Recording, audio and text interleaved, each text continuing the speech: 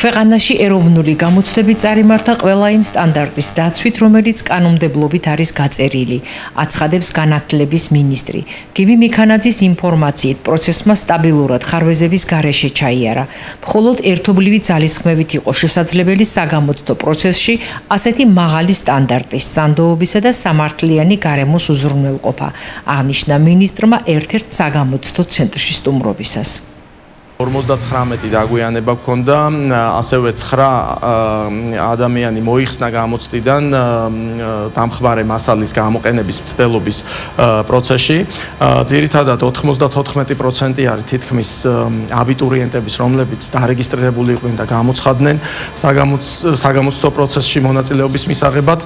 69% არის იმ სტუდენტების, რომლებიც არიან გრანტის მაძიებლები, 80% მაგისტრატურის გამოცდებს აბარებდა და დაახლოებით 83% არის ის ადამიანები, რომლებიც მასწავლებლების მაძიებლები არიან, ან მასწავლებლები, რომლებიც აბარებდნენ გამოცდას. საერთო ჯამში პროცესი მართლაც ძალიან აქტიურ ფაზაში წარიმართა 24-ვე საგამოცდო ცენტრში. მინდა გითხრათ, რომ საქართველოს ყველა რეგიონში სულ მცირე ერთი საგამოცდო ცენტრი მაინც ფუნქციონირებდა.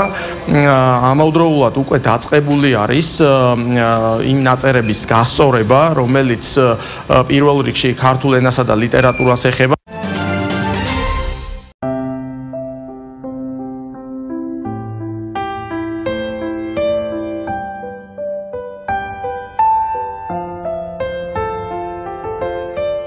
კარგოა, ჩემთვის არ არის მარტო შრომა. არის ხელოვნებაც და არის რელაქსაცია, რომ ადამიანი, როდესაც კარგავს, ჩემთვის ეს არის ყველაფერი, რომ ვეთიშები ყველა პრობლემას, ყველაფერ ყოველდღიურობას და გადავდივარ სხვა სამყაროში და ჩემის აზრით მაინც რაღაც სილამაზე იქნება, რომელიც განიჭებს სიამოვნებას, არა მარტო შენ, არამედ შენ ახლობლებს, შენ მეგობრებს. ძალიან ვცდილობ, რომ რაღაცები კიდე გავაკეთო, მაქვს რამოდენიმე ნამუშევარი კიდევ და ძალიან მინდა მამაოს თხოვნით სამწუხაროდ ხატვა არ მეხერხება. აი საერთოდ არ მეხერხება, რომ ხატწერა, მაგრამ მეთქარი არ მეხერხება, ვერაფრით ვერ შევქმნი და მაშინ თხოვა რომ ხატები შექმნო. ვცდილობ, ჯერ ვერ მივედი, რამოდენიმე შევქმნი, მაგრამ სხვა რაღაცა, რომ ხატები შექმნა, ეს ზართული რაღაცა და ძალიან დიდი პასუხისმგებლობა. ალბათ მაგდონეზეც რომ ხატები შევქმნა. და შემოდიან და ხედავენ რომ აი აღფრთოვანებაა, ხო? თავისთავად სტიმულს გაძლევს ეს ყველაფერი. ძალიან დიდი სტიმულია, რომ ვიღაცა შენით დაინტერესდა, ვიღაც რაღაცა გამოხატა. იყო გამოფენაში მივიღე მონაწილეობა სამჯერ, ეს ქარხანა, ფეროს ქარხანამ ჩატარდა უკრაინელი დირექტორის გერეკას დროს. პირველად უბრალოდ მადლობელი, მეორე სიურპრიზი იყო, პრიზი ავიღე, აი ეს ვაზა საჩუქრად, მესამეზე გავედი პირველ ადგილზე. ყავს უახლოესი მეგობარი ხარაგაულში, საკმაოდ ცნობილი ადვოკატი თამუნა ხარაძე ორჯონიკიძე, რომელიც კარგავს ფანტასტიკურად, არაჩვეულებრივად. აი მისი ნაქარგები რომ ნახე პირველად, აი იმ დღის მერე დამებადა ძალიან დიდი სურვილი და ალბათ ცოტა ნიჭიც მქონდა, რომ დამეწყო ქარგვა. პირველი შტრიხები, რაც შეიძლება დამესწავლა თამუნამ სწავლა. მე იმ პერიოდში ძალიან ჭირდა, ძალიან აი ძაფი ცალკე უნდა გეშოვნა, თუ იშოვდი დისქემას, ეს ძალიან დიდი მიღწევა იყო და სამწუხაროდ ხშირად რჩებოდით ისე, რომ ვერ შევავლობდით.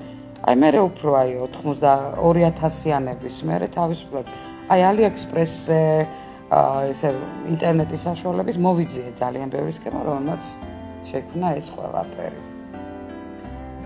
ეს ყველაფერი, რაც აქ ამ წუთში არის 6 წლის ნამუშევარი. უძილო ღამეები, აი ძირითადად უძილო ღამეების დროს არის შექმნილი ეს ყველაფერი. რომ გიტაცებს, რომ აი არა, მოდი ცოტას კიდე გავაკეთებ და საბოლოოდ ეს ყველაფერი შეიქმნა. ყველაზე რთული რაც კი შემიქმნია, აი ეს ნაქარგია, თითქოს არაფერი, მაგრამ არის 52 ფერი. და ურთულესი, ყველაზე პატარა ეს იყო კანვა, ძალიან პატარა ესენი იყო, რომ დამეკარგა, მაგრამ საბოლოო ჯამში მგონი კარგი გამოვიდა. ყველაზე დიდი რაც შემიქმნია, მეტრო 40-ია. 2 წელი მომდი ამ ყველაფერს, მაგრამ ღირდა. ყიდა ლოდინად. და მინდა კიდე მადლობა გადაუხადო ჩემ მეგობარს ძალიან რომ ეს ყველაფერი დამაწყებია თორე შეიძლება ვერასოდეს ვერ ამეღო ძაფი ხელში.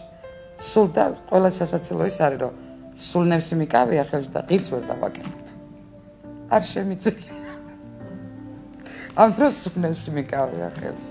დღევანდელ დღეს რაც ჭირდება, აი ნებისმიერ ადამიანს ვინც შემოქმედებითად არის, ჭირდება ყურადღება.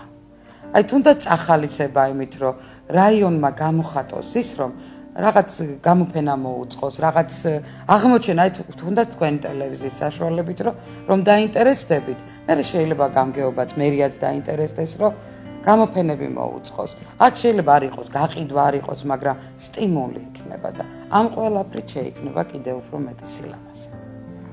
სამწუხაროდ მყავდა ერთადერთი ძმა, ალექსანდრე ალეკო-კურცხალია, რომელიც 3 წლის უკან გარდაიცვალა და მინდა რომ ჩემი ოცნებაა რომ გამოფენა მის სახელზე მოვაწყო, იმიტომ რომ ძალიან უნდოდა რომ პერსონალური გამოფენა ყველანაირად შეგიწყო ხელს რომ მოვაწყო. ვერ მოესწრო და მე მინდა რომ მის სახელზე მოვაწყო ეს გამოფენა. ჩემი ძირითადი პროფესია არის მეჯდავარ, მუშაობ ერუშენათა ქარხანაში. პირველი დახმარება. საკმაოდ დატვირთული სამუშაოა, მაგრამ ერთი დადებით ის არის რომ ყოველ მეოთხე დღეს ვარ. აი ამის საშუალებით მაგ ისიც რომ შეუთავსო ქარგვა, ოჯახსაც მივხედო და ყველაფერს ვაკეთებ იმისთვის რომ კიდევ ერთი სილამაზე შექმნა. ეხლა ვმუშაობ სამწუხაროდ ეხლა აქ არ არის ჩემთან ერთად. აი ესეთი პატარა ბავშვია, რომელსაც დავარტყი ლოცვა. პატარა ბავშვის ლოცვა. იმედია დავასრულებ ძალიან მალე და კიდევ ერთი შედევრი გამოვა. ჩვენი ქალაქის მიმართ არის ჩემი გზავნილი რა. მინდა რომ იყოს მშვიდობა და ძალიან ბევრი გახიმებული სახე სამწუხაროდ ვეღარ ვხედავ ხიმის ქუჩაში. მინდა რომ ხალხი იყოს ბედნიერი.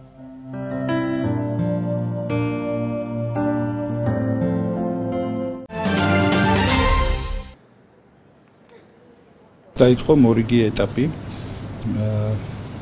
გამოცდებისა, რომლის მეშვეობითაც სხვადასხვა პროფესიების მიმართულებით ადამიანები ეცდებიან მოიპოვონ საკვალიფიკაციო გამოცდის ან სასერტიფიკაციო გამოცდის ჩაბარების შედეგად უფლება რომ გააგრძელონ სწავლა ერთი თვალსაზრისით, მეორე თვალსაზრისით მოიპოვონ უფლება რომ კონკრეტული სამედიცინო საქმიანობის განხორციელება დაიწყონ. ეს ძალიან მნიშვნელოვანი ეტაპია, როგორც აქ მყოფი თითოეული ადამიანისთვის, ვინც ცდილობს რომ ეს უფლებამოსილება მოიპოვოს, იმავდროულად, რა თქმა უნდა, მთლიანად სექტორისთვის, ვინაიდან ჩვენი მოლოდინია რომ ეს იქნება ეტაპი, როდესაც ძალიან მნიშვნელოვანი შევსება მოხდება ჩვენი სამედიცინო კორპუსის და ეს იქნება გამდიდრება, რა თქმა უნდა, ჩვენი სამედიცინო პერსონალის. დავამთავრე თბილისის სახელმწიფო სამედიცინო უნივერსიტეტის სტომატოლოგიის ფაკულტეტი.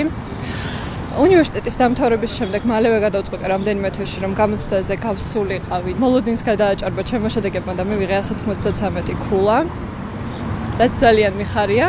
რაც შეეხება უშუალოდ გამოცდის მსვლელობას, საკმაოდ მშვიდი გარემო იყო, დამკვირვებლების ხელს გვიწყობდნენ იმისთვის, რომ დაძაბულები არ უყოფილიყავით და ამ გარემომ, რა თქმა უნდა, კიდევ უფრო ხელი შეგვიწყო იმისთვის, რომ მაქსიმალური შედეგი დაგვიდო.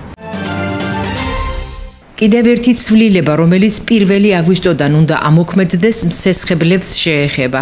მისი მიხედვით მოქალაქეები, რომლებსაც შემოსავალი ლარში აქვთ, 750.000 ლარამდე სესხის აღებას მხოლოდ ლარში შეძლებენ. ასე რომ აღნიშნული პირები უცხოურ ვალუტაში სესხს ვეღარ აიღებენ. ცნობისთვის 2024 წლის მაისიდან პირები, ვისაც შემოსავალი ლარში ჰქონდა 400.000 ლარამდე სესხს ვეღარ იღებდნენ უცხოურ ვალუტაში. 2025 წლის იანვრიდან ეს ზღვარი 500.000 ლარამდე გაიზარდა. ბოლო ცვლილებით კი მაქსიმალური ზღვარი 750.000 ლარამდე იზრდება.